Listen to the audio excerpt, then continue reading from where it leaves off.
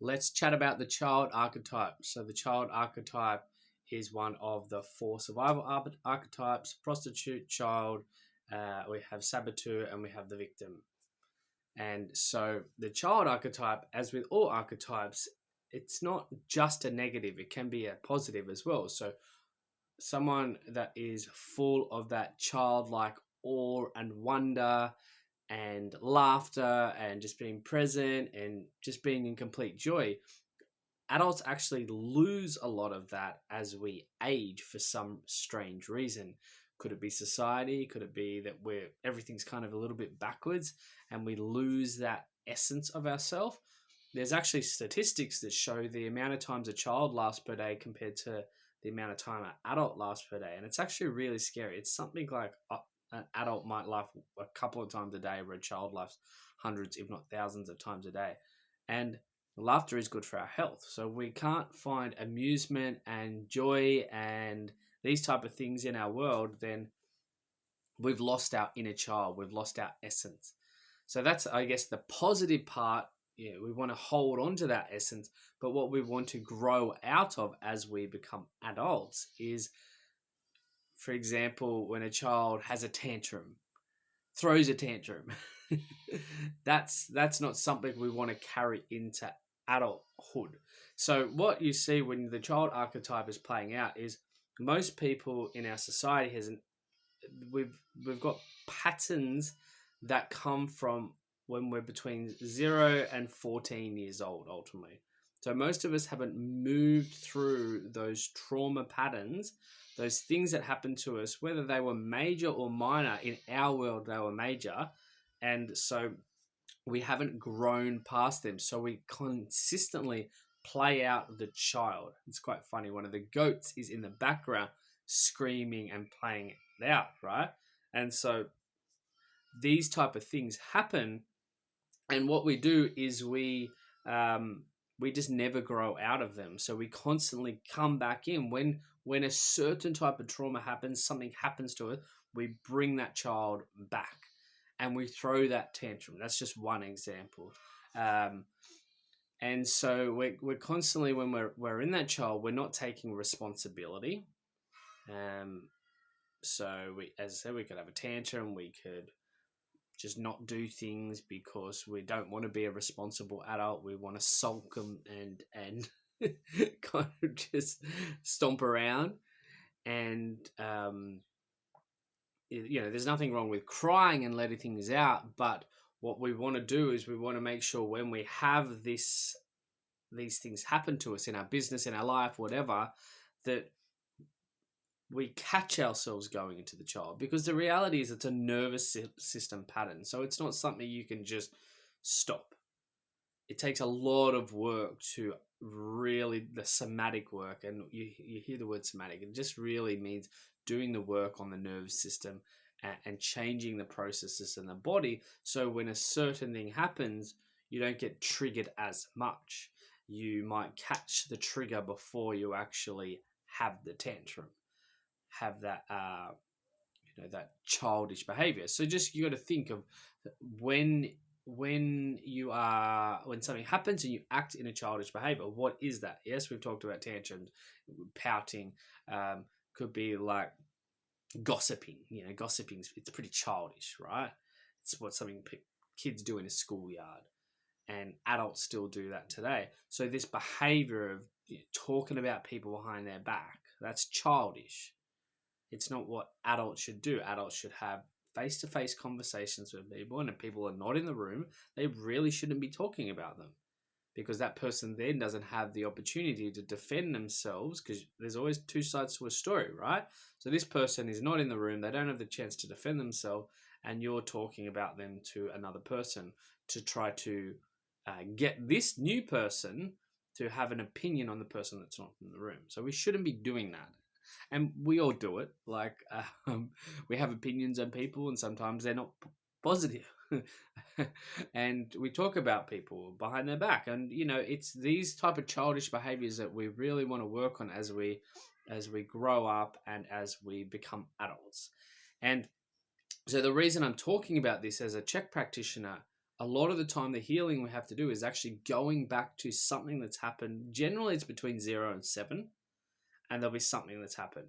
And what we have to do is we have to help that person reparent their own inner child, bring that person out of that trauma. So for example, it could be that that person is really scared. That inner child is really scared. So they're playing out the child by being too afraid to actually make a move in their life, because what happens if we get hurt again? So they go back to that and they're scared. So they actually freeze and they don't move forward in the direction of their dreams and their desires. And because it's a nervous system thing, you can't say, oh, just harden up and move on through it. That doesn't work, because it's the child part of you that's so scared and so afraid to be seen, to be witnessed, whatever it is. So that part will keep you down because it's not safe. So what we're doing as CHEK practitioners and working with clients is helping people to understand these traumas and move through them. Sometimes we don't need to go back and relive them, but it can be done there's multiple ways to shift through this. Sometimes it could just be breathing. Sometimes it could be some type of new visualization or mantra. But generally, an understanding is quite important, because when we understand what has happened to us, and a lot of this is subconscious, like unconscious. We don't remember it. We blocked that memory out. And blocking it out can keep us safe for so long, but then the nervous system is stuck in that pattern and we can never actually move through it. So at that time, that might have been the right thing to do. This is too scary. This is too painful. I don't understand this. Let's talk, a lot of parents have separated, right? So this is quite a common theme. And for most kids, they will blame themselves for their parents separating. They created it, or my parents don't love me. It's not a safe environment. These type of things. And so what will happen as an adult, the person will consistently play out that pattern of having somebody, for example, abandon them in a relationship, or that person will act in a way to push somebody away. And so they're constantly playing out that child, right? So as an adult, we can parent our inner child. As an adult, we can move through those traumas and those patterns, because we are capable of now dealing with that. And so that's what I help people do. And it's really important to understand most of society lives not past pretty much the age of 12, realistically. There's a whole bunch of 12-year-olds running around, and you can actually see it in people's behavior. Like, why the fuck are they doing that? It's like, because they're acting like a child. They're in a childish behavior because they're not an adult yet. And yes, they're in a physical adult body, but their consciousness, their nervous system is not an adult yet. And so that's why you see so much chaos. It's like a whole bunch of unsupervised children running around causing mayhem in the world. And that's why we have a lot of the issues that we have, because people haven't reparented themselves. People haven't done the work on themselves. And so they repeat the pattern.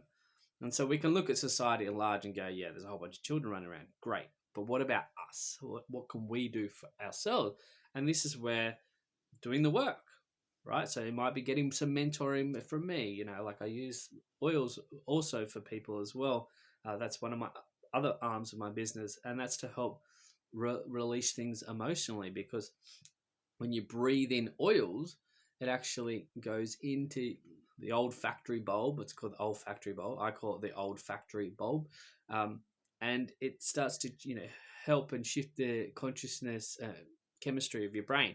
But also on you've got a physical body, you've got your mental, emotional, and spiritual body. It also works on the bodies around, the ones that generally people can't see. Some people can, but a lot of people can't see the other energy levels of our body. We can sometimes feel it when we see people, And they're like, wow, that person's got a really, their energy feels a bit icky.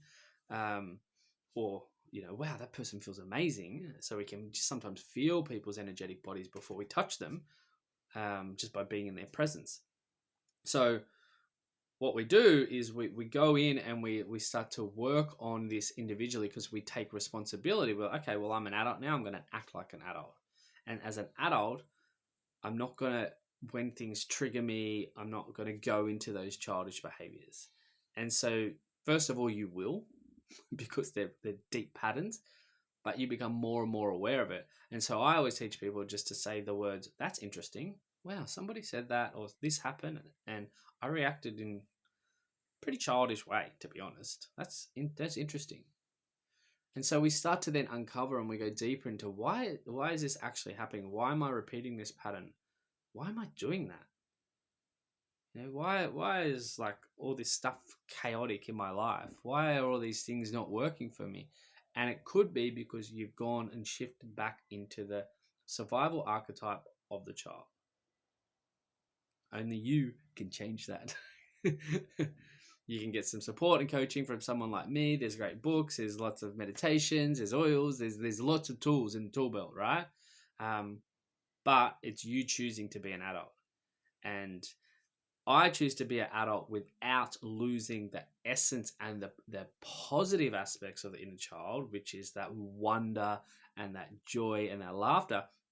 But I can also overutilize that, where I can joke around too much and I can be too childish.